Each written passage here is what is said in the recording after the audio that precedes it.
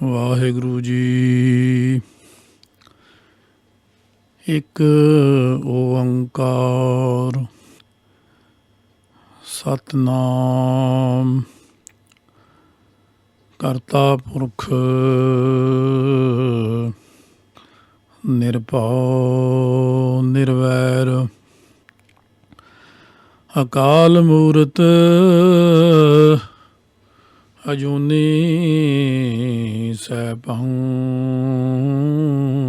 ਗੁਰ ਪ੍ਰਸਾਦ ਜਪ। ਆਦਿ ਸੱਚ ਜੁਗਾਦਿ ਸੱਚ ਹੈ ਵੀ ਸੱਚ। ਨਾਨਕ ਹੋਸੀ ਵੀ ਸੱਚ।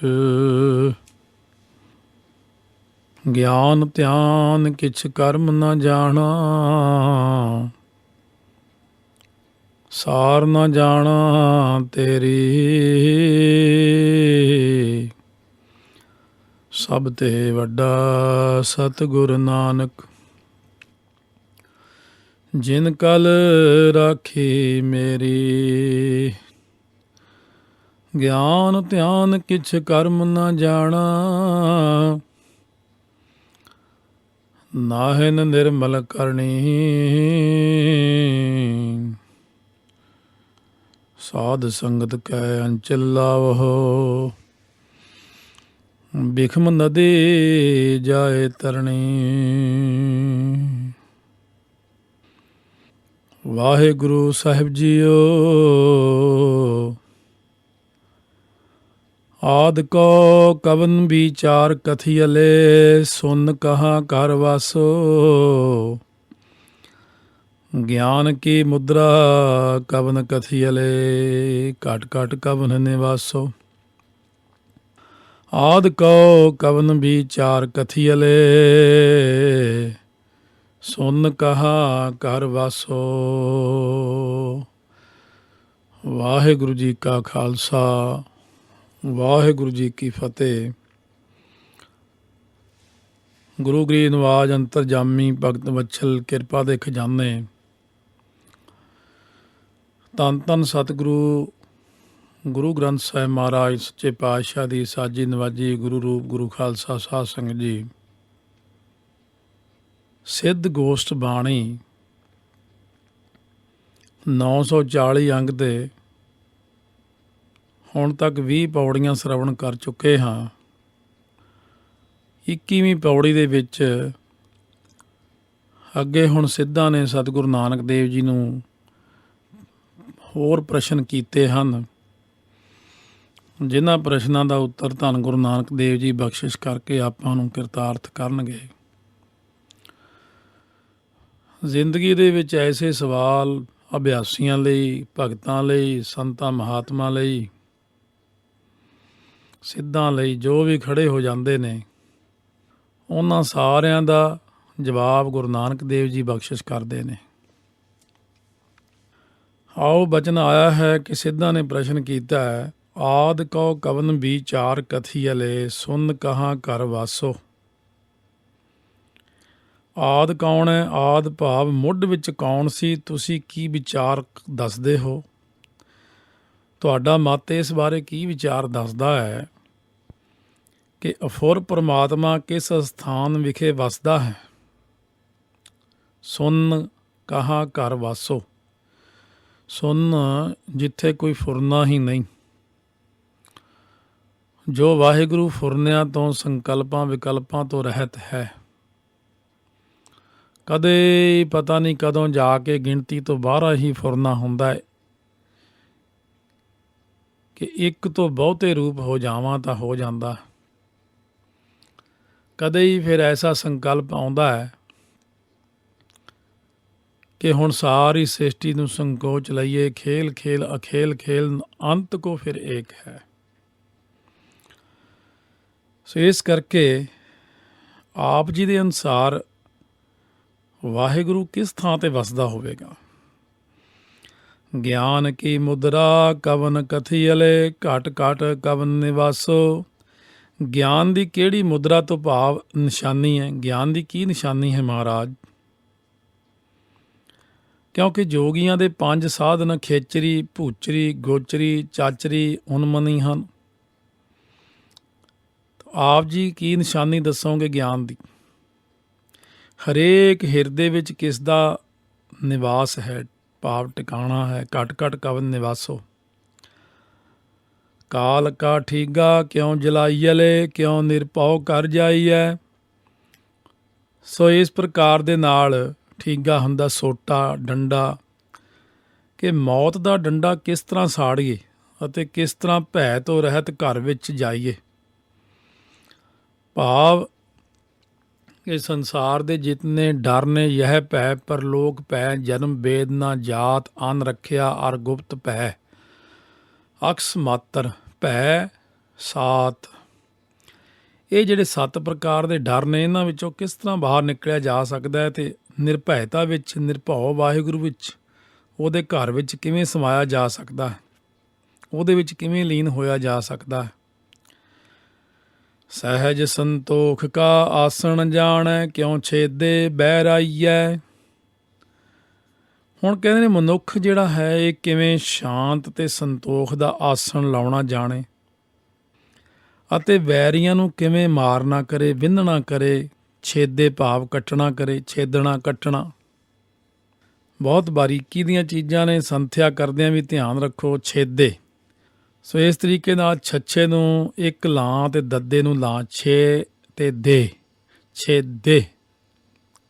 ਜਦੋਂ ਆਉਂਦਾ ਹੈ ਛੱਛੇ ਨੂੰ ਇੱਕ ਲਾਂ ਤੇ ਦੱਦੇ ਨੂੰ ਦਲਾਈਆਂ, ਫਿਰ ਆਉਂਦਾ ਛੇਦੈ। ਉਹੀ ਫਰਕ ਹੈ, ਬਸ ਇਸੇ ਨੂੰ ਸੰਥਿਆ ਕਹਿੰਦੇ, ਦੇ ਤੇ ਦੈ। ਸੋ ਜਿਵੇਂ ਕੋਈ ਕੀਰਤਨ ਕਰਨ ਵਾਲੇ ਕਰ ਰਹੇ ਸੀ, ਮਾਧੋ ਇਹ ਜਨਮ ਤੁਮਹਾਰੇ ਲੇਖੈ। ਆਪਣੇ ਜਾਣੀ ਉਹ ਬੜਾ ਠੀਕ ਪੜ੍ਹ ਰਹੇ ਨੇ, ਵੀ ਅਸੀਂ ਪਤਾ ਨਹੀਂ, ਸ਼ਾਇਦ ਆਮ ਦੁਨੀਆ ਨੂੰ ਇਹ ਲੱਗੇਗਾ ਕਿ ਅਸੀਂ ਸਹੀ ਪੜ੍ਹ ਰਹੇ ਹਾਂ, ਪਰ ਧਿਆਨ ਦਿਓ ਕਿ ਕੀ ਲਿਖਿਆ, ਇਹ ਮਾਧੋ ਇਹ ਜਨਮ ਤੁਮਹਾਰੇ ਲੇਖੇ, ਖੇ ਹੈ, ਖੈ ਨਹੀਂ ਹੈ, ਇੱਥੇ ਛੇਦੇ ਪਾਠ ਹੈ। ਆਓ ਕਹਿੰਦੇ ਕਿਸ ਤਰੀਕੇ ਦੇ ਨਾਲ ਜਿਹੜੇ ਨੇ ਵੈਰੀ ਨੇ, ਸਾਡੇ ਕਾਮ, ਕ੍ਰੋਧ, ਲੋਭ, ਮੋਹ, ਹੰਕਾਰ ਵੈਰੀ ਨੇ, ਇਹਨਾਂ ਨੂੰ ਕਿਵੇਂ ਵਿੰਨੀਏ। ਗੁਰ ਕੈ ਸ਼ਬਦ ਹਉਮੈ ਬਿਖ ਮਾਰੈ, ਤਾਂ ਨਿਜ ਘਰ ਹੋਵੈ ਵਾਸੋ। ਸਤਿਗੁਰੂ ਜੀ ਹੁਣ ਸਾਰੇ ਪ੍ਰਸ਼ਨ ਦਾ ਇੱਕ ਉੱਤਰ ਦੇ ਰਹੇ ਨੇ ਭਾਈ, ਕਿ ਗੁਰਾਂ ਦੇ ਉਪਦੇਸ਼ ਦੁਆਰਾ ਜੋ ਜੀਵ ਹਉਮੈ ਅਤੇ ਮਾਇਆ ਰੂਪੀ ਜ਼ਹਿਰ ਦੂਰ ਕਰਦਾ ਹੈ, ਤਾਂ ਉਹਦਾ ਨਿਜ ਘਰ ਸਰੂਪ ਦੇ ਵਿੱਚ ਵਾਸਾ ਹੁੰਦਾ। ਭਾਵ ਨਿਜ ਘਰ ਮਹਿਲ ਪਾਵੋ ਸੁਖ, ਸਹਿਜੇ ਬਹੁਰ ਨਾ ਹੋਏਗੋ ਫੇਰਾ। ਆਪਣੇ ਅੰਦਰ ਇੱਕ ਹਿਰਦਾ ਘਰ ਹੈ, ਜਿੱਥੋਂ ਮਨ ਹਮੇਸ਼ਾ ਬਾਹਰ ਹੀ ਰਹਿੰਦਾ ਹੈ। ਜਦੋਂ ਤੱਕ ਸਾਡਾ ਮਨ ਬਾਹਰ ਹੈ, ਤਦੋਂ ਤੱਕ ਆਪਾਂ ਦੁਖੀ ਹਾਂ, ਕਿਉਂਕਿ ਮਨ ਦੀ ਆਦਤ ਇੱਕ ਛੋਟੇ ਜਿਹੇ ਬੱਚੇ ਦੀ ਤਰ੍ਹਾਂ ਹੈ। ਜਿਵੇਂ ਜਦੋਂ ਬੱਚਾ ਗੋਦੀ ਚੁੱਕ ਲੈਂਦੇ, 2 ਮਹੀਨੇ 3 ਮਹੀਨੇ ਦਾ ਹੋ ਗਿਆ, ਬਾਹਰ ਨੂੰ ਉਂਗਲ ਕਰਦਾ, ਘਰ ਤੋਂ ਮੈਂ ਬਾਹਰ ਜਾਣਾ। 4 ਮਹੀਨੇ ਦਾ ਹੁਣ ਸੋਝੀ ਜੀ ਹੋ ਆਈ ਹੈ, ਮੈਂ ਮੇਨ ਰੋਡ 'ਤੇ ਜਾਣਾ, ਫਿਰ ਉੱਥੇ ਲੈ ਜਾਂਦੇ ਆ, ਮੈਂ ਹੋਰ ਅੱਗੇ ਜਾਣਾ। ਵੱਡਾ ਹੋ ਕੇ ਫਿਰ ਕਹਿੰਦਾ ਮੈਂ ਹੋਰ ਜਾਣਾ। ਸੋ ਇਸ ਤਰ੍ਹਾਂ ਮਨੁੱਖ ਸਾਰੇ ਦੇਸ਼ ਦਸ਼ਾਂਤਰਾਂ ਦੀਆਂ ਯਾਤਰਾ ਕਰਦਾ ਕਰਦਾ ਬਾਹਰ ਮੁਖੀ ਹੋ ਕੇ ਜ਼ਿੰਦਗੀ ਲੰਘਾ ਦਿੰਦਾ, ਪਰ ਸ਼ਾਂਤੀ ਨਹੀਂ ਆਈ। ਮਹਾਰਾਜ ਜੀ ਕਹਿੰਦੇ ਨੇ ਇੱਕ ਯਾਤਰਾ ਬਾਹਰ ਦੀ ਹੈ ਜੋ ਮਾਇਆਵੀ ਹੈ, ਇੱਕ ਯਾਤਰਾ ਸਾਡੇ ਅੰਦਰ ਦੀ ਹੈ ਜੋ ਅੰਤਰਮੁਖੀ ਯਾਤਰਾ ਹੈ। ਸਫਲ ਭਈ ਸਫਲ ਯਾਤਰਾ, ਰਹਿਓ ਆਵਣ ਜਾਣਾ, ਮਿਲੇ ਸਾਧਾਂ। ਜਦ ਤੱਕ ਆਪਾਂ ਬਾਹਰ ਦੀ ਯਾਤਰਾ ਕਰੀ ਜਾ ਰਹੇ ਹਾਂ, ਤਦੋਂ ਤੱਕ ਸਾਡਾ ਮਨ ਇਕਾਗਰਤਾ 'ਚ ਨਹੀਂ ਆਉਂਦਾ। ਜਦੋਂ ਅੰਤਰਮੁਖ ਨਿਜ ਘਰ ਦੀ ਯਾਤਰਾ ਸ਼ੁਰੂ ਕੀਤੀ, ਜਦੋਂ ਮਨ ਨੂੰ ਪੁਕਾਰ ਕੇ ਕਿਹਾ, ਮਨ ਪਿਆਰੇ ਪਰਦੇਸੀ ਵੇ ਆਓ ਘਰੇ, ਮਨ ਹਲੇ ਤੱਕ ਤੂੰ ਰੱਜਿਆ ਨਹੀਂ ਬਾਹਰ, ਆ ਜਾ ਆਪਣੇ ਹਿਰਦੇ ਰੂਪ ਘਰ ਦੇ ਵਿੱਚ ਆ ਜਾ। ਜਿਉਂ ਹੀ ਤੂੰ ਆਪਣੇ ਹਿਰਦੇ ਰੂਪ ਘਰ ਦੇ ਵਿੱਚ ਆਏਗਾ, ਤੂੰ ਦੇਖੇਗਾ ਕਿ ਹਿਰਦੇ ਰੂਪ ਘਰ ਵਿੱਚ ਆਉਣ ਨਾਲ ਕਿਤਨਾ ਸੁੱਖ ਮਿਲਿਆ, ਅਤੇ ਬਾਹਰ ਤੈਨੂੰ ਕਿੰਨਾ ਦੁੱਖ ਮਿਲਦਾ। ਤਾਂ ਸਤਿਗੁਰੂ ਮਹਾਰਾਜ ਸੱਚੇ ਪਾਤਸ਼ਾਹ ਕਹਿੰਦੇ ਨੇ, ਫਿਰ ਨਿਜ ਘਰ ਆਪਣੇ ਸਰੂਪ ਰੂਪ ਘਰ ਦੇ ਵਿੱਚ ਵਾਸਾ ਹੁੰਦਾ। ਇਹ ਵੱਡੀ ਚੀਜ਼ ਹੈ ਕਿ ਸਰੂਪ ਰੂਪੀ ਘਰ ਦੇ ਵਿੱਚ ਕੋਈ ਬੰਦਾ ਵਾਸਾ ਨਹੀਂ ਕਰ ਸਕਦਾ, ਕਿਉਂਕਿ ਹਮੇਸ਼ਾ ਬਾਹਰ ਮੁਖੀ ਹੀ ਰਹਿੰਦਾ ਜੀਵ। ਜਿਨ ਰਚ ਰਚਿਆ ਤਿਸ ਸ਼ਬਦ ਪਛਾਣੈ, ਨਾਨਕ ਤਾ ਕਾ ਦਾਸੋ। ਜਿਸ ਪਰਮਾਤਮਾ ਨੇ ਸਾਰਾ ਰਚਨ ਰਚਿਆ ਹੈ ਨਾ ਸ੍ਰਿਸ਼ਟੀ ਦਾ, ਉਸ ਵਾਹਿਗੁਰੂ ਨੂੰ ਜੋ ਸ਼ਬਦ ਦੁਆਰਾ ਪਛਾਣਦਾ, ਕਿਉਂਕਿ ਵਾਹਿਗੁਰੂ ਤੱਕ ਪਹੁੰਚਣ ਲਈ ਹੋਰ ਕੋਈ ਪੌੜੀ, ਹੋਰ ਕੋਈ ਰਸਤਾ, ਹੋਰ ਕੁਝ ਵੀ ਕੰਮ ਨਹੀਂ ਕਰਦਾ। ਕੋਈ ਤਰੀਕਾ ਨਹੀਂ ਹੈ, ਸਿਰਫ ਇੱਕੋ ਹੀ ਤਰੀਕਾ ਹੈ। ਜਿਵੇਂ ਸਤਿਗੁਰਾਂ ਨੇ ਫਰਮਾਇਆ, ਕਰਮ ਧਰਮ ਪਾਖੰਡ ਜੋ ਦੀਸਹਿ, ਤਿੰਨ ਜਮ ਜਾਗਾਤੀ ਲੂਟਹਿ। ਨਿਰਵਾਣ ਕੀਰਤਨ ਗਾਵੋ, ਕਰਤੇ ਕਾ ਨਿਮਖ ਸਿਮਰਤ ਜਿਤ ਛੂਟੈ। ਅੱਜ ਦੇ ਯੁੱਗ ਵਿੱਚ ਚੇਟਕੀ ਫੇਟਕੀ ਫਕੀਰ, ਚੇਟਕੀ ਤਮਾਸ਼ੇ ਦਿਖਾਉਣ ਵਾਲੇ, ਦੁਨੀਆ ਨੂੰ ਮਗਰ ਲਾਉਣ ਵਾਲੇ, ਸੰਸਾਰ ਵੀ ਵਿਚਾਰਾ ਉਹਨਾਂ ਦੇ ਮਗਰ ਲੱਗ ਜਾਂਦਾ। ਪਰ ਅਸਲ ਰਸਤਾ ਹੈ ਆਪਣੇ ਨਿਜ ਘਰ ਵਿੱਚ ਪਹੁੰਚਣਾ ਅਤੇ ਆਨੰਦ ਮਾਣਨਾ। ਆਓ ਮਹਾਰਾਜ ਸੱਚੇ ਪਾਤਸ਼ਾਹ ਬਖਸ਼ਿਸ਼ ਕਰਦੇ ਨੇ ਅੱਗੇ 22ਵੀਂ ਪੌੜੀ ਦੇ ਵਿੱਚ, ਕਹਾਂ ਤੇ ਆਵੈ ਕਹਾਂ ਇਹੋ ਜਾਵੈ, ਕਹਾਂ ਇਹੋ ਰਹਿ ਸਮਾਈ। ਕਹਾਂ ਤੇ ਭਾਵ ਕਿੱਥੋਂ। ਜੋਗੀਆਂ ਦੇ ਪ੍ਰਸ਼ਨ ਹਨ ਕਿ ਇਹ ਜੀਵ ਕਿੱਥੋਂ ਆਉਂਦਾ ਹੈ, ਇਹ ਕਿੱਥੇ ਚਲਾ ਜਾਂਦਾ ਹੈ, ਫਿਰ ਕਿੱਥੇ ਸਮਾ ਜਾਂਦਾ ਹੈ। ਕਿਉਂਕਿ ਆਮ ਲੋਕ ਤਾਂ ਕਹਿੰਦੇ ਨੇ ਬੰਦਾ ਬਸ ਇੱਥੇ ਜਨਮ ਲੈਂਦਾ, ਇੱਥੇ ਕਿਤੇ ਮੁੱਕ ਜਾਂਦਾ। ਕਈ ਧੂਆਂ ਧਾਰ ਪ੍ਰਚਾਰ ਕਰਦੇ ਹਨ ਕਿ ਬਸ ਜੀ ਇੱਥੇ ਕੰਮ ਹੋ ਜਾਂਦਾ ਜੀ, ਕੋਈ ਜਨਮ ਜੁਨਮ ਨਹੀਂ ਹੁੰਦਾ, ਐਵੇਂ ਗੱਲਾਂ ਬਣਾਈਆਂ ਹੋਈਆਂ। ਕਿਉਂ ਗੁੰਮਰਾਹ ਕਰਦੇ ਹੋ ਦੁਨੀਆ ਨੂੰ? ਜਦੋਂ ਤੁਸੀਂ ਰੂਹਾਨੀ ਰਸਤੇ 'ਤੇ ਚੱਲੇ ਹੀ ਨਹੀਂ, ਕਿਉਂ ਇਸ ਤਰ੍ਹਾਂ ਖਰਾਬ ਕਰਦੇ ਹੋ? ਕਿਉਂ ਦੁਨੀਆ ਨੂੰ ਹਨੇਰਗਰਦੀ 'ਚ ਪਾਉਂਦੇ ਹੋ? ਕਦੇ ਬਹਿ ਕੇ ਭਗਤੀ ਕੀਤੀ ਹੈ? ਕਦੇ ਅੰਤਰਾਤਮੇ ਝਾਕਿਆ ਹੈ? ਕਦੇ ਇਸ ਰਸਤੇ ਨੂੰ ਪਛਾਣਿਆ? ਇਹਦਾ ਮਤਲਬ ਗੁਰੂ ਨਾਨਕ ਸਾਹਿਬ ਜਾਂ ਸਾਰੇ ਸਾਡੇ ਗੁਰੂ ਸਾਹਿਬਾਨ ਵੈਸੇ ਹੀ ਕਹਿ ਰਹੇ ਨੇ ਕਿ ਝੂਠ ਹੈ ਉਹਨਾਂ ਦੀ ਕੋਈ ਗੱਲ ਨਹੀਂ। ਇਹ ਸਾਰਾ ਕੁਝ ਹੈ। ਜਨਮ ਜਨਮ ਕੀ ਇਸ ਮਨ ਕੋ ਮਲ ਲਾਗੀ, ਕਾਲਾ ਹੋਆ ਸਿਆਹ। ਕਿਉਂ ਲਿਖਿਆ ਗੁਰਾਂ ਨੇ? ਬਹੁਤ ਜਨਮ ਵਿਛਰੇ ਥੇ ਮਾਧੋ, ਇਹ ਜਨਮ ਤੁਮਹਾਰੇ ਲੇਖੇ। ਕਿਉਂ ਕਿਹਾ?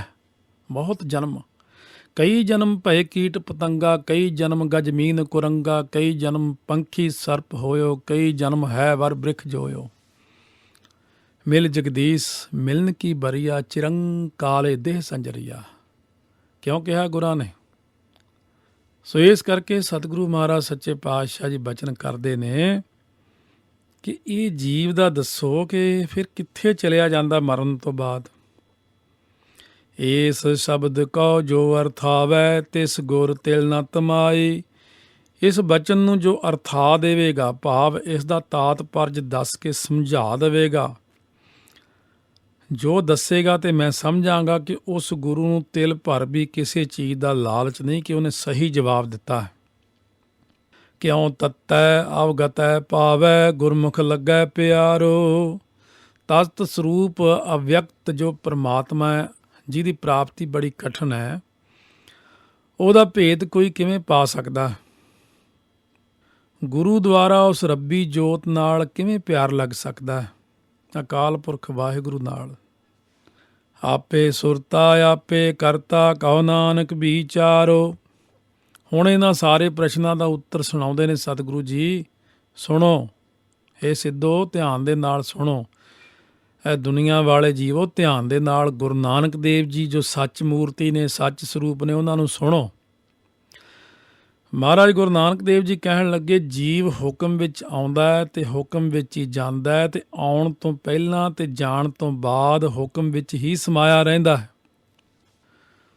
ਜਿਸ ਪ੍ਰਕਾਰ ਆਪਾਂ ਬੀਜ ਬੀਜਦੇ ਹਾਂ ਛੋਟਾ ਜਿਹਾ, ਉਹਦੇ ਵਿੱਚੋਂ ਕਿੰਨਾ ਵੱਡਾ ਇੱਕ ਦਰਖਤ ਬਣ ਜਾਂਦਾ।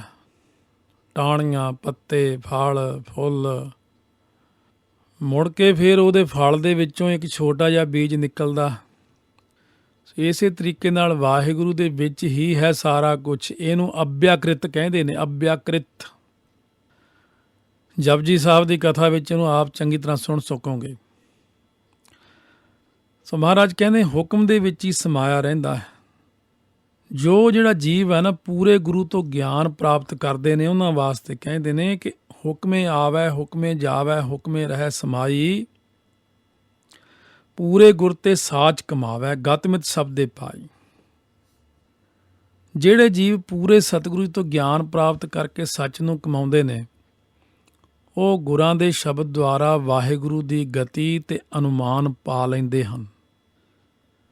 ਆਪੇ ਸੁਰਤਾ ਆਪੇ ਕਰਤਾ ਕਹੋ ਨਾਨਕ ਵਿਚਾਰੋ। ਇਸ ਕਰਕੇ ਸਤਿਗੁਰੂ ਮਹਾਰਾਜ ਸੱਚੇ ਪਾਤਸ਼ਾਹ ਕਹਿੰਦੇ ਨੇ ਇਹੀ ਤੁਹਾਨੂੰ ਮੈਂ ਸਹੀ ਵਿਚਾਰ ਦੱਸਦਾ ਹਾਂ ਕਿ ਆਪ ਹੀ ਵਾਹਿਗੁਰੂ ਸੁਰਤਾ ਹੈ, ਗਿਆਤਾ ਹੈ, ਬੁੱਧੀਵਾਨ ਹੈ, ਸੁਣਨ ਵਾਲਾ ਹੈ, ਕਰਤਾ ਤੋਂ ਭਾਵ ਕਰਨ ਵਾਲਾ ਹੈ। ਇਹੀ ਤੁਹਾਨੂੰ ਮੈਂ ਵੱਡੀ ਵਿਚਾਰ ਦੱਸਦਾ ਹਾਂ ਕਿ ਸਾਰਾ ਕੁਝ ਕਰਨ ਵਾਲਾ ਆਪ ਹੀ ਹੈ। ਉਹਦੇ ਹੁਕਮ ਦੇ ਵਿੱਚ ਹੀ ਸਾਰਾ ਕੁਝ ਆਉਂਦਾ ਹੈ ਅਤੇ ਹੁਕਮ ਦੇ ਵਿੱਚ ਹੀ ਸਾਰਾ ਕੁਝ ਜਾਂਦਾ ਹੈ ਅਤੇ ਹੁਕਮ ਦੇ ਵਿੱਚ ਹੀ ਸਮਾਇਆ ਰਹਿੰਦਾ ਹੈ। ਕਿਉਂਕਿ ਇਹ ਬੜਾ ਔਖਾ ਪ੍ਰਸ਼ਨ ਹੈ, ਸਾਰੇ ਬੰਦੇ ਦਾ ਜਵਾਬ ਨਹੀਂ ਦੇ ਸਕਦੇ ਗੁਰੂ ਨਾਨਕ ਸਾਹਿਬ ਜੀ ਤੋਂ ਬਿਨਾਂ। ਐਵੇਂ ਅਟਕਲ ਪੱਚੂ ਗਿਆਨ ਦੀਆਂ ਗੱਲਾਂ ਜਿਤਨਾ ਕਿਸੇ ਦਾ ਜੀ ਕਰੇ ਕਰੀ ਚੱਲੇ, ਪਰ ਜੇ ਇਸ ਦਾ ਉੱਤਰ ਇਤਨਾ ਆਸਾਨ ਹੁੰਦਾ ਤਾਂ ਇਹ ਪ੍ਰਸ਼ਨ ਕਰਨ ਵਾਲਾ ਜੋਗੀ ਇਹ ਅੱਖਰ ਕਦੇ ਨਾ ਕਹਿੰਦਾ ਕਿ ਇਸ ਸ਼ਬਦ ਕੋ ਜੋ ਅਰਥਾਵੈ ਤਿਸ ਗੁਰ ਤਿਲ ਨਾ ਤਮਾਈ। ਅਸਲ ਵਿੱਚ ਇਹ ਪ੍ਰਸ਼ਨ ਹਰ ਸੂਝਵਾਨ ਦੇ ਹਿਰਜੇ 'ਚ ਉੱਠਦਾ ਹੈ ਕਿ ਜੀਵ ਕਿੱਥੋਂ ਆਉਂਦਾ, ਕਿੱਥੇ ਜਾਂਦਾ, ਫਿਰ ਆਉਣ ਤੋਂ ਪਹਿਲਾਂ ਕਿੱਥੇ ਰਹਿੰਦਾ ਸੀ, ਸਰੀਰ ਛੱਡਣ ਤੋਂ ਬਾਅਦ ਕਿੱਥੇ ਜਾ ਸਮਾਉਂਦਾ ਹੈ। ਧੰਨ ਗੁਰੂ ਨਾਨਕ ਦੇਵ ਜੀ ਨੇ 5ਵੀਂ ਸਤਰ ਵਿੱਚ ਸਾਰਾ ਉੱਤਰ ਦੇ ਦਿੱਤਾ ਕਿ ਪਰਮੇਸ਼ਰ ਦੇ ਹੁਕਮ ਵਿੱਚ ਸਭ ਆਵਾਜਾਈ ਪਾਈ, ਪਰ 6ਵੀਂ ਸਤਰ ਤੋਂ ਪਤਾ ਲੱਗਦਾ ਹੈ ਕਿ ਉਸ ਦੇ ਹੁਕਮ ਵਿੱਚ ਕ੍ਰਿਤ ਕਰਮ ਦੀ ਖੇਡ ਹੈ।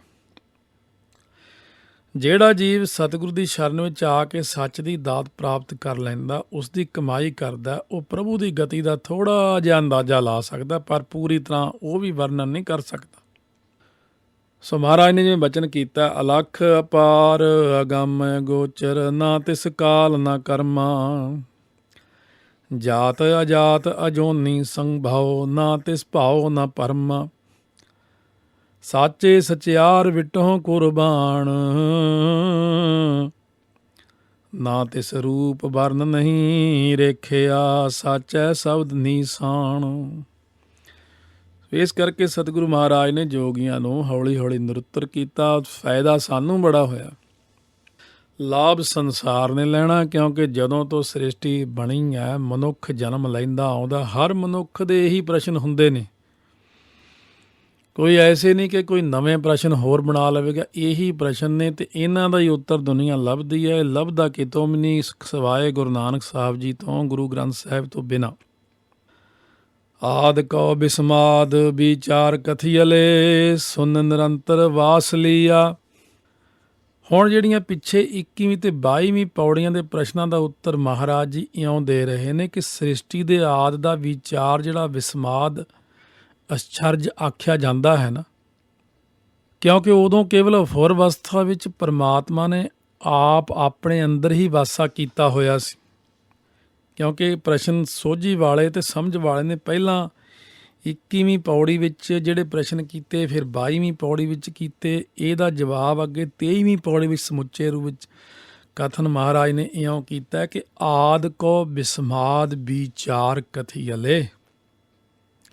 ਸ੍ਰਿਸ਼ਟੀ ਦੇ ਆਦਿ ਦਾ ਵਿਚਾਰ ਜੋ ਅਸਚਰਜ ਕਿਹਾ ਜਾਂਦਾ ਹੈ, ਅਸਚਰਜ ਦਾ ਅਰਥ ਹੈ ਵਾਹੇ, ਵਾਹ, ਅਤੇ ਗੋ ਹੁੰਦਾ ਅਗਿਆਨ ਦਾ ਹਨੇਰਾ ਮੇਟ ਕੇ, ਜੋ ਰੂਹ ਦਾ ਅਰਥ ਹੁੰਦਾ ਪ੍ਰਕਾਸ਼ ਕਰਦਾ ਵਾਹਿਗੁਰੂ।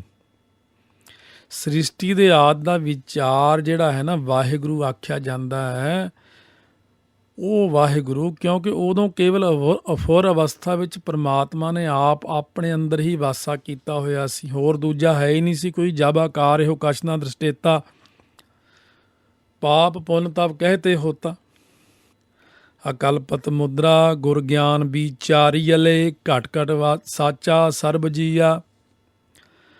ਸੋ ਮਹਾਰਾਜ ਸੱਚੇ ਪਾਤਸ਼ਾਹ ਕਹਿਣ ਲੱਗੇ ਬਚਨ ਕਿ ਹੇ ਸਿੱਧੋ, ਗੁਰੂ ਦਾ ਗਿਆਨ ਜੋ ਕਲਪਨਾ ਤੋਂ ਰਹਿਤ ਹੈ, ਅਕਲਪਤ ਹੁੰਦਾ ਕਲਪਨਾ ਤੋਂ ਰਹਿਤ, ਅਸਲੀ ਮੁਦਰਾ ਦਾ, ਮੁਦਰਾ ਤੋਂ ਭਾਵ ਹੁੰਦਾ ਨਿਸ਼ਾਨੀ ਹੈ।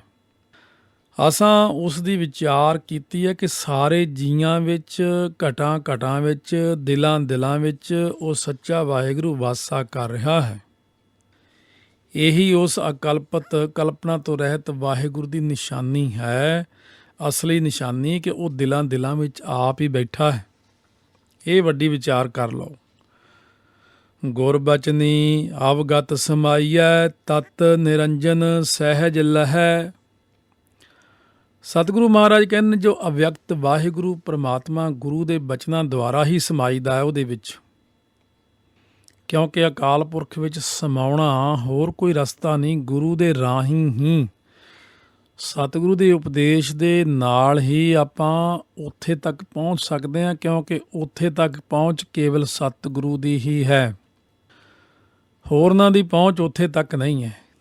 ਇਸ ਤਰ੍ਹਾਂ ਤਤ ਨਿਰੰਜਨ, ਜੋ ਤਤ ਸਰੂਪ ਮਾਇਆ ਕਾਲਖ ਤੋਂ ਰਹਿਤ ਵਾਹਿਗੁਰੂ ਪਰਮੇਸ਼ਰ ਸਹਿਜੇ ਹੀ ਪਾ ਲਈਦਾ। ਸ਼ਬਦ ਤੋਂ ਬਿਨਾਂ ਉਹਨੂੰ ਕੋਈ ਮਿਲਣ ਦਾ, ਪਹੁੰਚਣ ਦਾ ਉਹਦੇ ਤੱਕ ਯਤਨ ਨਾ ਕਰੇ। ਕਰਮ ਕਾਂਡਾਂ ਦੇ ਨਾਲ, ਚਲਾਕੀਆਂ ਦੇ ਨਾਲ, ਆਪਣੀ ਬੁੱਧੀ ਦੀ ਸਿਆਣਪ ਨਾਲ ਉੱਥੇ ਤੱਕ ਕੋਈ ਵੀ ਬੰਦਾ ਨਹੀਂ ਪਹੁੰਚ ਸਕਦਾ।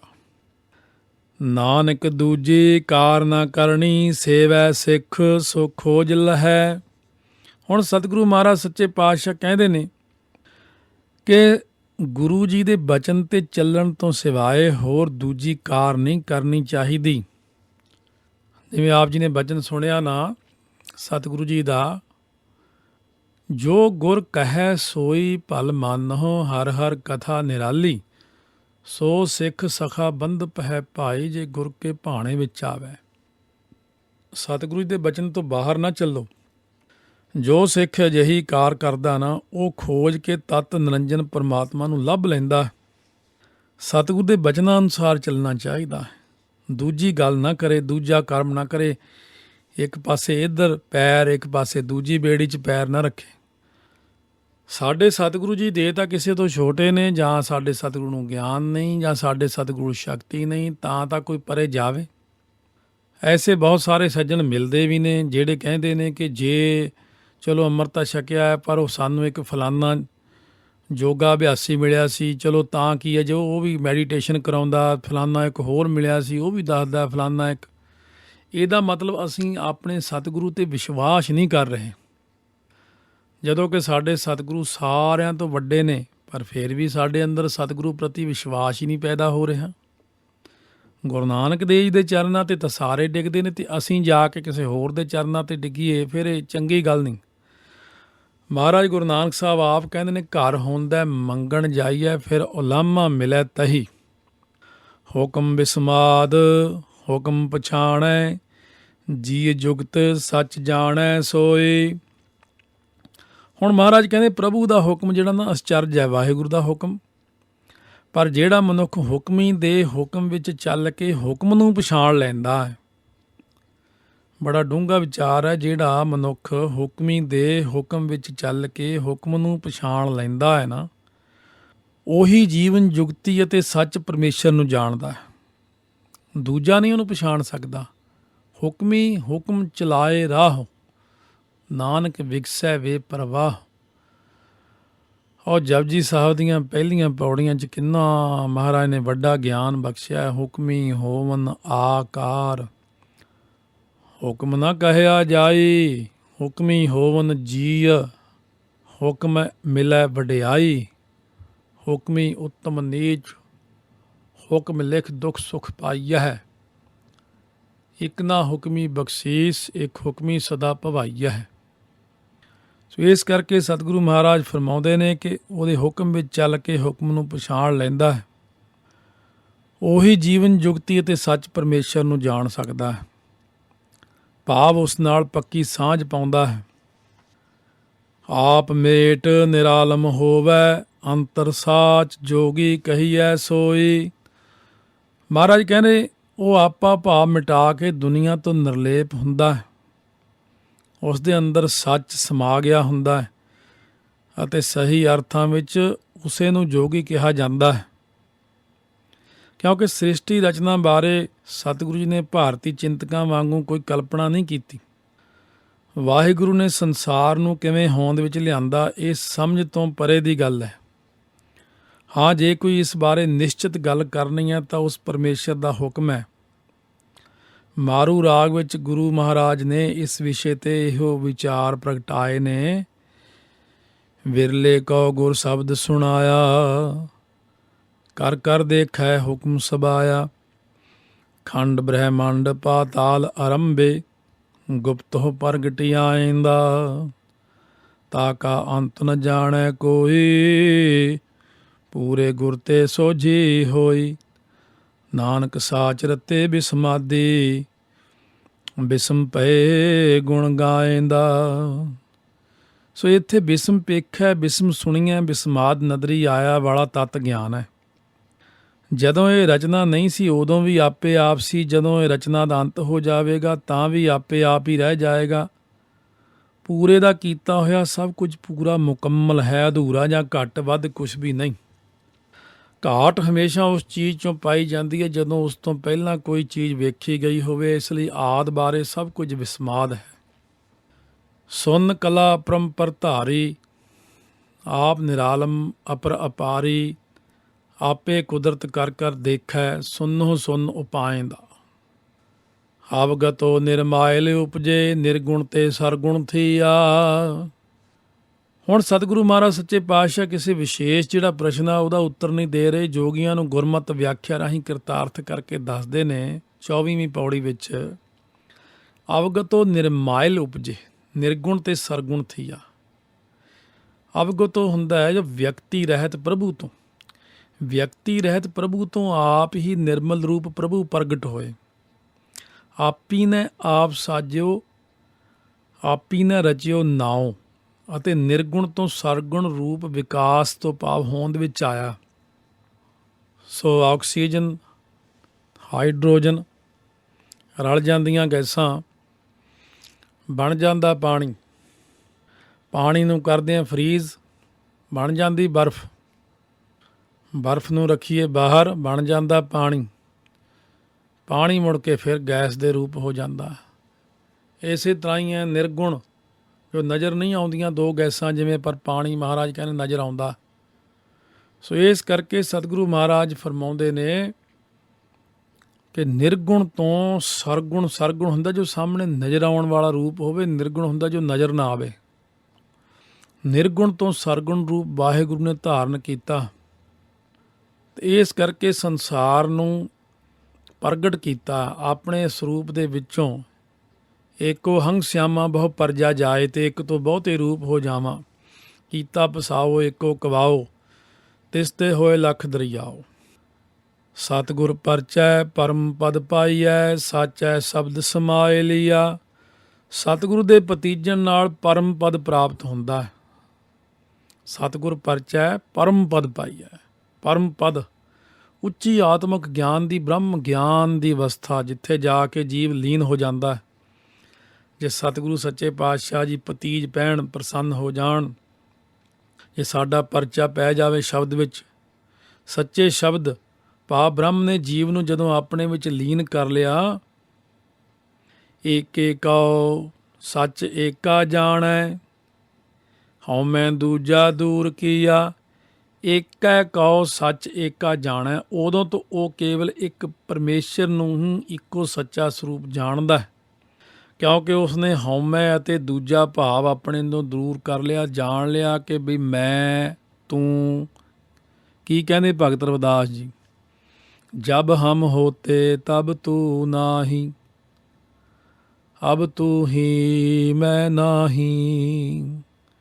ਕਹਿੰਦੇ ਜਦੋਂ ਤੱਕ ਮੈਂ ਸੀ ਉਦੋਂ ਤੱਕ ਤੁਹਾਡੇ ਦਰਸ਼ਨ ਨਹੀਂ ਹੋਏ। ਮੈਂ ਕਰਦੇ ਨੂੰ ਬੰਦੇ ਨੂੰ ਦਰਸ਼ਨ ਨਹੀਂ ਹੁੰਦੇ। ਜਦੋਂ ਤੁਹਾਡੇ ਦਰਸ਼ਨ ਹੋਏ ਤਾਂ ਮੇਰੀ ਮੈਂ ਹੀ ਖਤਮ ਹੋ ਗਈ। ਹੁਣ ਤੂੰ ਹੀ ਹੈ। ਸੋ ਇਸ ਕਰਕੇ ਸਤਿਗੁਰੂ ਕਹਿੰਦੇ ਨੇ ਉਹਨੇ ਹਉਮੈ ਅਤੇ ਦੂਜਾ ਭਾਵ ਦੂਰ ਕਰ ਲਿਆ। ਭਗਤ ਨਾਮਦੇਵ ਜੀ ਨੇ ਸਾਰੇ ਥਾਵਾਂ 'ਤੇ ਵਾਹਿਗੁਰੂ ਨੂੰ ਹੀ ਦੇਖਿਆ, ਦੂਜਾ ਕੋਈ ਨਜ਼ਰ ਹੀ ਨਹੀਂ ਆਉਂਦਾ। ਭਾਈ ਕਨੱਈਆ ਜੀ ਨੇ ਦੂਜਾ ਦੇਖਿਆ ਹੀ ਨਹੀਂ। ਸੋ ਜੋਗੀ ਗੁਰ ਸ਼ਬਦ ਪਛਾਣੈ, ਅੰਤਰ ਕਮਲ ਪ੍ਰਗਾਸ ਥੀਆ। ਜੋਗੀ ਉਹ ਹੈ ਜੋ ਗੁਰੂ ਦਾ ਸ਼ਬਦ ਪਛਾਣਦਾ। ਉਸ ਦੇ ਅੰਦਰ ਕਮਲ, ਜਿਹੜਾ ਹਿਰਦਾ ਕਮਲ ਹੈ, ਪ੍ਰਕਾਸ਼ ਹੋ ਗਿਆ, ਭਾਵ ਉਸ ਦੇ ਹਿਰਦੇ ਵਿੱਚ ਆਤਮਿਕ ਖੇੜਾ ਆ ਗਿਆ। ਸੋ ਇਹ ਜਿਹੜਾ ਹਿਰਦਾ ਕਮਲ ਦਾ ਚੱਕਰ ਹੈ, ਇਹ ਇੱਥੇ ਆ ਕੇ ਹੁਣ ਰੂਹਾਨੀ ਚੀਜ਼ਾਂ ਆ ਜਾਂਦੀਆਂ ਨੇ। ਇਹ ਸਿਰਫ ਅਭਿਆਸੀਆਂ ਨੂੰ ਜਾਂ ਭਗਤਾਂ ਨੂੰ, ਮਿਹਨਤ ਕਰਨ ਵਾਲਿਆਂ ਨੂੰ, ਜੇ ਅੰਮ੍ਰਿਤ ਵੇਲੇ ਉੱਠ ਕੇ ਜਾਂ ਸਾਰੀ ਸਾਰੀ ਰਾਤ ਕਮਾਈ ਕਰਦੇ ਨੇ, ਮੂਲ ਮੰਤਰ ਦਾ, ਗੁਰਮੰਤਰ ਦਾ ਅਭਿਆਸ ਕਰਦੇ ਨੇ, ਗੁਰਬਾਣੀ ਦਾ ਅਭਿਆਸ ਕਰਦੇ ਨੇ, ਹੁਣ ਇਹ ਗੱਲ ਉਹਨਾਂ ਦੀ ਆ ਗਈ। ਹੁਣ ਸਿਰਫ ਉਹਨਾਂ ਵਾਸਤੇ ਹੀ ਮੈਂ ਕਹਿੰਦਾ, ਕਿਉਂ ਭਾਈ, ਕਦੇ ਦੇਖਿਆ ਫਿਰ ਕਮਲ ਹਿਰਦੇ 'ਚ? ਹਿਰਦਾ ਕਮਲ ਨਜ਼ਰ ਆਉਂਦਾ, 16 ਪੰਖੜੀਆਂ, ਚਿੱਟਾ ਰੰਗ ਸਾਹਮਣੇ ਨਜ਼ਰ ਆ ਜਾਂਦਾ। ਬੜੇ ਬੜੇ ਗੁਰਮੁਖ ਬੈਠੇ ਨੇ ਆਪਣੇ ਪੰਥ ਵਿੱਚ, ਜਿਨ੍ਹਾਂ ਨੂੰ ਸਭ ਕੁਝ ਦਿਖਦਾ। ਜਦੋਂ ਦੱਸਦੇ ਨੇ ਤਾਂ ਹੈਰਾਨਗੀ ਵੀ ਹੁੰਦੀ ਹੈ।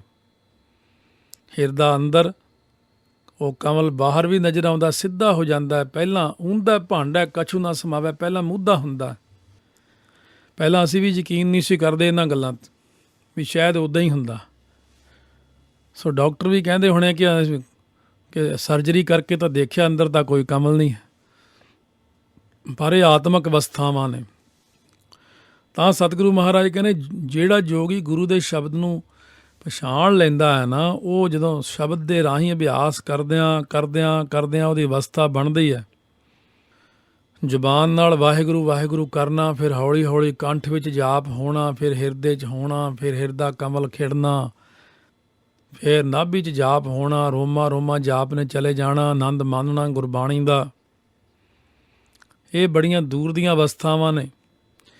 ਜੀਵਤ ਮਰੈ ਤਾਂ ਸਭ ਕੁਛ ਸੂਝੈ, ਅੰਤਰ ਜਾਣੈ ਸਰਬ ਦਇਆ। ਮਹਾਰਾਜ ਕਹਿੰਦੇ, ਆਓ ਜੇ ਤੁਸੀਂ ਦੇਖਣਾ ਚਾਹੁੰਦੇ ਹੋ ਸਾਰਾ ਕੁਛ ਤਾਂ ਮੈਂ ਦਿਖਾ ਦਿੰਦਾ ਹਾਂ, ਪਰ ਬਚਨ ਸਾਡੇ ਕਮਾਉਣੇ ਪੈਣਗੇ। ਕਹਿੰਦੇ, ਜਿਹੜਾ ਪ੍ਰਾਣੀ ਜੀਵਤ ਭਾਵ ਤੋਂ ਮਰਦਾ ਨਾ, ਉਸ ਨੂੰ ਸਭ ਕੁਛ ਆਗਮ ਨਿਗਮ ਦਾ ਭੇਦ ਪਤਾ ਲੱਗ ਜਾਂਦਾ। ਹੁਣ ਜੀਵਤ ਭਾਵ ਤੋਂ ਆਪਾਂ ਮਰਨਾ ਨਹੀਂ, ਕਿਉਂਕਿ ਜੀਵਤ ਭਾਵ ਤੋਂ ਗੱਲੀ ਬਾਤੀ ਮਰਿਆ ਨਹੀਂ ਜਾਂਦਾ। ਜੀਵਤ ਭਾਵ ਤੋਂ ਮਰਨਾ ਸੇਵਾ ਕਰਨੀ, ਸਿਮਰਨ ਕਰਨਾ, ਮਿੱਠਾ ਬੋਲਣਾ, ਨਿਮ ਚੱਲਣਾ, ਅਜਰ ਅਵਸਥਾ ਰੱਖਣੀ। ਧੰਨ ਗੁਰੂ ਅਮਰਦਾਸ ਮਹਾਰਾਜ, ਜੇ ਕਿਸੇ ਨੇ ਕਹਿਤਾ ਕੋਈ ਗੱਲ, ਭੁੱਲਾ ਜੀ, ਭਲਾ ਜੀ, ਭਾਣਾ ਜੀ, ਕਦੇ ਗੁੱਸਾ ਨਹੀਂ ਕੀਤਾ। ਭਗਤੀ ਕਰਨੀ ਬਹੁਤ ਔਖੀ, ਆਪਣਾ ਆਪ ਮਾਰ ਲੈਣਾ ਅੰਦਰੋਂ, ਆਪਣਾ ਆਪ ਮਾਰਨਾ ਬਹੁਤ ਔਖਾ ਹੈ। ਜਦੋਂ ਧੰਨ ਗੁਰੂ ਅਮਰਦਾਸ ਮਹਾਰਾਜ ਨੇ ਪਰਖ ਲਈ ਧੰਨ ਗੁਰੂ ਰਾਮਦਾਸ ਸਾਹਿਬ ਮਹਾਰਾਜ ਦੀ, ਜਦੋਂ ਨਾਮ ਸੀ ਭਾਈ ਜੇਠਾ ਜੀ, ਗੋਇੰਦਵਾਲ ਸਾਹਿਬ, ਸੋ ਵੱਡੇ ਸਨ ਜਿਹੜੇ ਭਾਈ ਰਾਮਾ ਜੀ, ਕਿਉਂਕਿ ਮਹਾਰਾਜ ਦੀਆਂ 2 ਸਪੁੱਤਰੀਆਂ ਸਨ। ਸੋ ਇਸ ਕਰਕੇ ਵੱਡੇ ਹੋਣ ਕਰਕੇ ਉਹਨਾਂ ਦੇ ਮਨ ਦੀ ਇੱਛਾ ਸੀ ਕਿ ਮੈਨੂੰ ਗੁਰਤਾ ਗੱਦੀ ਮਿਲੇ, ਪਰ ਸਤਿਗੁਰੂ ਰਾਮਦਾਸ ਮਹਾਰਾਜ ਦੀ ਕੋਈ ਇੱਛਾ ਨਹੀਂ ਸੀ। ਜਦੋਂ ਕਿਹਾ ਕਿ ਥੜਾ ਬਣਾਓ, ਇੱਟਾਂ ਚਿਣ ਕੇ, ਗਾਰਾ ਲਾ ਕੇ ਚੰਗੀ ਤਰ੍ਹਾਂ, ਦੋਨਾਂ ਨੂੰ ਕਿਹਾ, ਕਹਿਣ ਲੱਗੇ ਠੀਕ ਨਹੀਂ ਬਣਿਆ। ਦੂਜੀ ਵਾਰੀ ਫੇਰ ਕਿਹਾ ਠੀਕ ਨਹੀਂ ਬਣਿਆ। ਤੀਜੀ ਵਾਰੀ ਕਹਿਣ ਲੱਗੇ ਠੀਕ ਨਹੀਂ ਬਣਿਆ। ਰਾਮਾ ਗੁੱਸੇ 'ਚ ਆ ਕੇ ਕਾਂਡੀ ਤੇਸੀ ਸਿੱਟ ਕੇ ਦੌੜ ਗਿਆ। ਇਹਨਾਂ ਨੂੰ ਹੁਣ ਪਤਾ ਹੀ ਨਹੀਂ, ਉਮਰ ਵੱਡੀ ਹੋ ਗਈ, ਐਵੇਂ ਗੱਲਾਂ ਕਰਦੇ। ਪਰ ਧੰਨ ਗੁਰੂ ਰਾਮਦਾਸ ਮਹਾਰਾਜ ਨੇ ਆਪਣਾ ਆਪ ਸਮਰਪਣ ਕੀਤਾ ਸਤਿਗੁਰੂ ਨੂੰ, ਆਪਣਾ ਅੰਦਰ ਮਾਰ ਚੁੱਕੇ ਨੇ ਵੀ ਜੋ ਗੁਰੂ ਕਹਿੰਦੇ ਨੇ ਉਹ ਭਲਾ ਹੈ। ਜਦੋਂ ਚੌਥੀ ਵਾਰ ਥੜਾ ਬਣਾਇਆ, ਰਾਮਾ ਜੀ ਤਾਂ ਦੌੜ ਗਏ, ਪਰ ਧੰਨ ਗੁਰੂ ਰਾਮਦਾਸ ਮਹਾਰਾਜ ਪਰਖ ਇਹੀ ਲੈਣੀ ਸੀ ਕਿ ਆਪਾ ਭਾਵ ਮੁਕਾਇਆ ਹੈ ਕਿ ਨਹੀਂ, ਆਪਾ ਭਾਵ ਖਤਮ ਕੀਤਾ ਆਪਣੇ ਅੰਦਰੋਂ। ਧੰਨ ਗੁਰੂ ਅੰਗਦ ਦੇਵ ਮਹਾਰਾਜ ਨੂੰ ਕਹਿਣ ਲੱਗੇ, ਕੌਲ ਕੱਢ ਕੇ ਲਿਆਓ ਚਿੱਕੜ 'ਚੋਂ, ਕਦੇ ਕਹਿਣਾ ਆਹ ਕਰਮ ਕਰੋ। ਸਾਰੇ ਕਰਮ ਸਤਿਗੁਰੂ ਨੇ ਕੀਤੇ ਨੇ ਬਚਨ ਮੰਨ ਕੇ, ਪਰ ਨਹੀਂ ਕੀਤੇ ਜਿਨ੍ਹਾਂ ਨੇ, ਫਿਰ ਉਹਨਾਂ ਨੂੰ ਨਹੀਂ ਕੁਛ ਮਿਲਿਆ। ਇਸ ਕਰਕੇ ਸਤਿਗੁਰੂ ਮਹਾਰਾਜ ਕਹਿੰਦੇ ਨੇ ਕਿ ਆਪਾ ਭਾਵ ਮਾਰਨਾ ਹੀ ਸਾਰਿਆਂ ਨਾਲੋਂ ਵੱਡੀ ਗੱਲ ਹੈ। ਜਦੋਂ ਤੱਕ ਮੈਂ ਕੁਝ ਹਾਂ, ਮੈਂ ਕਰਦਾ ਹਾਂ ਮੈਂ, ਤਾਂ ਉਦੋਂ ਤੱਕ ਮੈਂ ਪਰਮਾਤਮਾ ਤੋਂ ਬੜੀ ਦੂਰ ਬੈਠਾ ਹਾਂ। ਜਦੋਂ ਮੇਰੇ ਅੰਦਰੋਂ ਮੈਂ ਕੀ ਕਹਿੰਦੇ, ਜਬ ਲਗ ਮੇਰੀ ਮੇਰੀ ਕਰੈ ਤਬ ਲਗ ਕਾਜ ਏਕ ਨਹੀਂ ਸਰੈ, ਜਬ ਮੇਰੀ ਮੇਰੀ ਮਿਟ ਜਾਏ ਤਬ ਪ੍ਰਭ ਕਾਜ ਸਵਾਰੈ ਆਏ। ਮਹਾਰਾਜ ਕਹਿੰਦੇ, ਅਤੇ ਉਹ ਸਭ ਤੇ ਦਇਆ ਕਰਨ ਵਾਲੇ ਨੇਮ ਨੂੰ ਆਪਣੇ ਹਿਰਦੇ ਅੰਦਰ ਜਾਣ ਲੈਂਦਾ ਕਿ ਸਾਰਿਆਂ ਵਿੱਚ ਬੈਠਾ ਕੌਣ ਹੈ। ਸਾਰਿਆਂ ਵਿੱਚ ਇੱਕ ਵਾਹਿਗੁਰੂ ਆਪ ਹੀ ਬੈਠੇ ਨੇ। ਜਦੋਂ ਸਾਰਿਆਂ ਵਿੱਚ ਵਾਹਿਗੁਰੂ ਨੂੰ ਦੇਖ ਕੇ ਦਇਆ ਕਰਨੀ ਜੀਵਾਂ ਦੇ ਉੱਤੇ ਤੇ ਆਪਾ ਭਾਵ ਮੁਕਾ ਲੈਣਾ, ਇਹੀ ਪ੍ਰਾਪਤੀ ਦਾ ਸਾਰਿਆਂ ਨਾਲੋਂ ਵੱਡਾ ਸਾਧਨ ਹੈ। ਇਸੇ ਨਾਲ ਹੀ ਪ੍ਰਾਪਤੀ ਹੁੰਦੀ ਹੈ। ਨਾਨਕ ਤਾ ਕਉ ਮਿਲੈ ਵਡਾਈ, ਆਪ ਪਛਾਣੈ ਸਰਬ ਜੀਆਂ, ਧੰਨ ਗੁਰੂ ਨਾਨਕ ਦੇਵ ਮਹਾਰਾਜ ਫਰਮਾਉਂਦੇ ਨੇ, ਉਸ ਜੀਵ ਨੂੰ ਰੱਬੀ ਦਰਬਾਰ ਵਿੱਚ ਵਡਿਆਈ ਮਿਲਦੀ ਹੈ, ਸਤਿਕਾਰ ਮਿਲਦਾ ਹੈ, ਸ਼ਾਬਾਸ਼। ਪਸ਼ੂਆਂ ਵਿੱਚ, ਪੰਛੀਆਂ ਵਿੱਚ, ਜੀਵਾਂ ਵਿੱਚ, ਹਰ ਜਗ੍ਹਾ ਦੇ ਉੱਤੇ ਤੂੰ ਸਾਨੂੰ ਦੇਖਿਆ, ਔਰ ਤੂੰ ਇਹੀ ਕਿਹਾ ਕਿ ਇਹ ਵੀ ਤੁਸੀਂ ਹੋ, ਇਹ ਵੀ ਤੁਸੀਂ ਹੋ, ਇਹ ਵੀ ਤੁਸੀਂ ਹੋ, ਹਰ ਜਗ੍ਹਾ ਤੁਸੀਂ ਹੋ, ਦੂਜਾ ਨਜ਼ਰ ਹੀ ਨਹੀਂ ਆਇਆ। ਇੱਕ ਪਾਸੇ ਅਸੀਂ ਕਹਿੰਦੇ ਅਸੀਂ ਪਰਮਾਤਮਾ ਦੀ ਪ੍ਰਾਪਤੀ ਚਾਹੁੰਦੇ ਹਾਂ, ਇੱਕ ਪਾਸੇ ਅਸੀਂ ਜੀਵਾਂ ਦੀ ਹੱਤਿਆ ਕਰ ਛੱਡਦੇ ਹਾਂ। ਤੇ ਇਸ ਕਰਕੇ ਮਹਾਰਾਜ ਕਹਿੰਦੇ ਸਾਰਿਆਂ ਵਿੱਚ ਇੱਕ ਪਰਮਾਤਮਾ ਨੂੰ ਦੇਖਣਾ, ਉਹਦੀ ਪ੍ਰਾਪਤੀ ਦਾ ਮੁੱਖ ਸਾਧਨ ਹੈ। ਦਇਆ ਕਰਨੀ, ਕਿਸੇ ਦਾ ਦਿਲ ਨਾ ਦਿਖਾਉਣਾ। ਜੋ ਤੋ ਪਿਰੀਆ ਦੀ ਸਿੱਖ ਹਿਆਓ ਨਾ ਠਾਹੇ ਕਹੀ ਦਾ। ਮਹਾਰਾਜ ਕਹਿੰਦੇ ਫਿਰ ਕਿਸੇ ਦਾ ਦਿਲ ਨਾ ਦਿਖਾ ਪਿਆਰਿਆ, ਸਾਰਿਆਂ ਵਿੱਚ ਇੱਕ ਜਿਹਾ ਵਰਤਾਵ ਕਰ। ਤਾਈਓ 10ਵੇਂ ਪਾਤਸ਼ਾਹ ਨੇ ਕਿਹਾ ਸੀ ਬਚਨ ਕਿ ਕੜਾਹ ਪ੍ਰਸ਼ਾਦ ਵਰਤਾਉਣਾ, ਲੰਗਰ ਵਰਤਾਉਣਾ, ਵਿਤਕਰਾ ਨਹੀਂ ਕਰਨਾ ਕਿ ਬੰਦਾ ਸਾਡਾ ਚਲੋ ਇਹਨੇ ਵਧੀਆ ਚੀਜ਼ ਖਵਾਓ ਅਤੇ ਦੂਜੇ ਨੂੰ ਮਾੜੀ ਚੀਜ਼ ਖਵਾਓ। ਸਤਿਗੁਰੂ ਨੇ ਕਿਹਾ ਜਿਹੜਾ ਵਿਤਕਰਾ ਕਰੇਗਾ ਉਹਦੇ ਮਨ ਦੇ ਅੰਦਰ ਫਰਕ ਹੀ ਰਹੇਗਾ, ਉਹਦਾ ਮਨ ਨਹੀਂ ਟਿਕੇਗਾ। ਜਬ ਲਾਗਿਓ ਜਾਣੈ ਬੈਰੀ ਮੀਤ, ਤਬ ਲਗ ਨਿਹਚਲ ਨਾਹੀ ਚੀਤ। ਤਾਂ ਸਤਿਗੁਰੂ ਮਹਾਰਾਜ ਕਹਿੰਦੇ ਨੇ ਆਪ ਪਛਾਣੈ ਸਰਬ ਜੀਆਂ, ਅਤੇ ਆਪਣੇ ਆਪ ਨੂੰ ਪਛਾਣਦਾ ਇੱਕ ਮਨ ਤੂੰ ਜੋਤ ਸਰੂਪ ਹੈ। ਇਸ ਤਰ੍ਹਾਂ ਸਭ ਜੀਆਂ ਵਿੱਚ ਉਸ ਦੇ ਜੋਤ ਦੇ ਦਰਸ਼ਨ ਕਰਦਾ ਕਿ ਸਾਰਿਆਂ ਵਿੱਚ ਤੂੰ ਹੀ ਹੈ, ਸਭਨਾਂ ਵਿੱਚ ਤੂੰ ਹੀ ਹੈ। ਘਟਾਂ ਘਟਾਂ ਵਿੱਚ ਉਸ ਪ੍ਰਭੂ ਦੀ ਜੋਤ ਪਸਰ ਰਹੀ ਹੈ। ਧਰਤੀ, ਚੰਦਰਮਾ, ਸੂਰਜ, ਤਾਰੇ, ਪਸ਼ੂ, ਪੰਛੀ, ਦਰਿਆ, ਸਮੁੰਦਰ, ਪਹਾੜ, ਭਈ ਸਾਰੀ ਪ੍ਰਕਿਰਤੀ ਹੀ ਵਾਹਿਗੁਰੂ ਦੇ ਹੁਕਮ ਰੂਪੀ ਸੂਤਰ ਵਿੱਚ ਪਰੋਤੀ ਹੋਈ ਹੈ। ਜੇ ਜੀਵ ਦਾ ਮਨ ਸਤਿਗੁਰੂ ਦੇ ਸ਼ਬਦ ਨਾਲ ਪਰਚ ਗਿਆ, ਜਾਣੋ ਉਸ ਨੂੰ ਤਤ ਗਿਆਨ ਪ੍ਰਾਪਤ ਹੋ ਗਿਆ, ਉਹ ਅਸਲੀ ਜੋਗੀ ਹੈ। ਜਿਸ ਨੇ ਹਉਮੈ ਤੇ ਕਾਬੂ ਪਾ ਲਿਆ, ਉਹ ਆਪੇ ਦੀ ਪਛਾਣ ਕਰਕੇ ਸਾਰੇ ਜੀਆਂ ਵਿੱਚ ਪ੍ਰਭੂ ਦੀ ਜੋਤ ਦਰਸ਼ਨ ਦਾ ਆਨੰਦ ਮਾਣਦਾ ਹੈ। ਪਿੱਛੇ ਦੱਖਣੀ ਓਂਕਾਰ ਬਾਣੀ ਦੇ ਵਿੱਚ ਵੀ ਆਪ ਨੇ ਕਿਹਾ ਕਿ ਓਂਕਾਰ ਸਭ ਸ੍ਰਿਸ਼ਟ ਉਪਾਈ। ਇਹ ਮਾਰੂ ਸੋਹਲਿਆਂ 'ਚ ਬਚਨ ਕੀਤਾ ਹੈ। ਉੱਥੇ ਵੀ ਇਹੀ ਬਚਨ ਕੀਤਾ ਕਿ ਓਂਕਾਰ ਬ੍ਰਹਮਾ ਉਤਪਤ, ਓਂਕਾਰ ਕੀਆ ਜਿਨ ਚਿੱਤ, ਓਂਕਾਰ ਸੈਲ ਯੁਗ ਪਏ, ਓਂਕਾਰ ਵੇਦ ਨਿਰਮੈ। ਦੱਖਣੀ ਓਂਕਾਰ ਵਿੱਚ ਓਂਕਾਰ ਏਕੋ ਰਵ ਰਹਿਆ, ਸਭ ਏਕ ਸਮਾਹੇ ਸਮਾਵੈ ਗੋ, ਓਂਕਾਰ ਉਤਪਾਤੀ ਕੀਆ ਦਿਨ ਸਭ ਰਾਤੀ। ਅਸਲ ਵਿੱਚ ਸਤਿਗੁਰੂ ਦਾ ਸਿਧਾਂਤ ਇਹ ਹੈ ਕਿ ਜਦੋਂ ਤੱਕ ਜੀਵ ਨੂੰ ਗੁਰੂ ਦੇ ਸ਼ਬਦ ਦੀ ਪਛਾਣ ਨਹੀਂ ਹੁੰਦੀ, ਉਸ ਦੀ ਹਉਮੈ ਦੂਰ ਨਹੀਂ ਹੁੰਦੀ ਅਤੇ ਨਾ ਹੀ ਕਮਲ ਪ੍ਰਗਾਸਦਾ ਹੈ। ਇਸ ਲਈ ਲੋੜ ਹੈ ਸਤਿਗੁਰੂ ਦੇ ਸ਼ਬਦ ਦੁਆਰਾ ਸੱਚ ਨੂੰ ਪਛਾਣਨ ਦੀ। ਸੱਚ ਦੀ ਪਛਾਣ ਤਾਂ ਹੁੰਦੀ ਹੈ ਜਦੋਂ ਆਤਮ ਗਿਆਨ ਹੁੰਦਾ। ਜਿਨੀ ਆਤਮ ਚੀਨਿਆ ਪ੍ਰਮਾਤਮ ਸੋਈ, ਏਕੋ ਅੰਮ੍ਰਿਤ ਬਿਰਖ ਹੈ ਫਲ ਅੰਮ੍ਰਿਤ ਹੋਈ। ਇਸ ਕਰਕੇ ਜਿਹੜੇ ਇਸ ਚੀਜ਼ ਨੂੰ ਦੇਖਣਾ ਚਾਹੁੰਦੇ ਨੇ, ਮਿਲਣਾ ਚਾਹੁੰਦੇ ਨੇ, ਕਿ ਜਿਹੜੇ ਕਹਿੰਦੇ ਦਿਖਾਓ ਕਿੱਥੇ ਆ ਵਾਹਿਗੁਰੂ, ਕੋਈ ਕਹਿੰਦਾ ਦਿਖਾਓ ਆ ਦਿਖਾਓ, ਜਦੋਂ ਦੇਖਣ ਦਾ ਟਾਈਮ ਹੁੰਦਾ ਉਦੋਂ ਤੁਸੀਂ ਸੁੱਤੇ ਹੁੰਦੇ ਹੋ।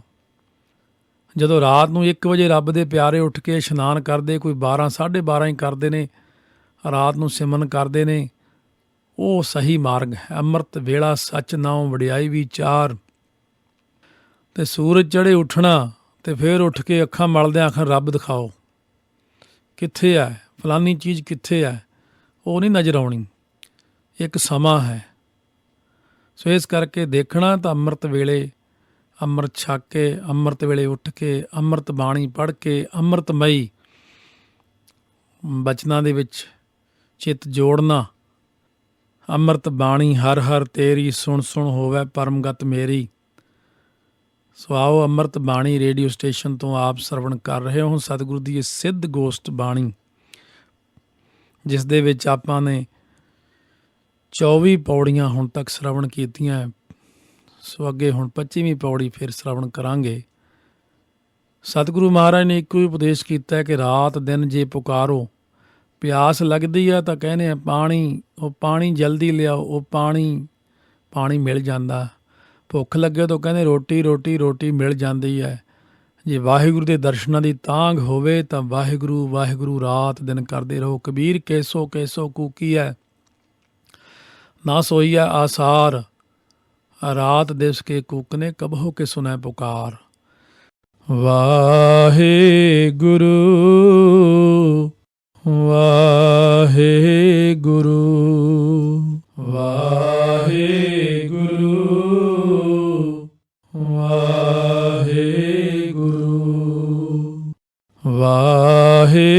ਵਾਹਿਗੁਰੂ ਵਾਹਿਗੁਰੂ ਵਾਹਿਗੁਰੂ ਵਾਹਿਗੁਰੂ ਵਾਹਿਗੁਰੂ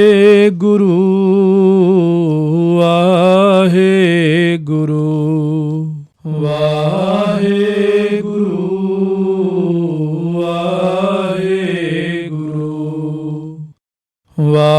ਵਾਹਿਗੁਰੂ ਵਾਹਿਗੁਰੂ ਵਾਹਿਗੁਰੂ ਵਾਹਿਗੁਰੂ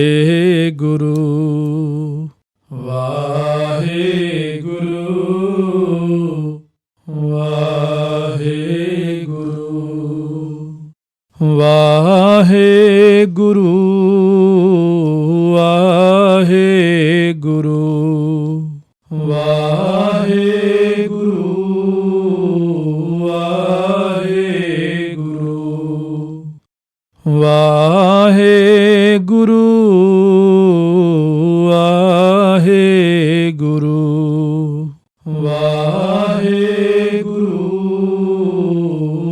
ਵਾਹਿਗੁਰੂ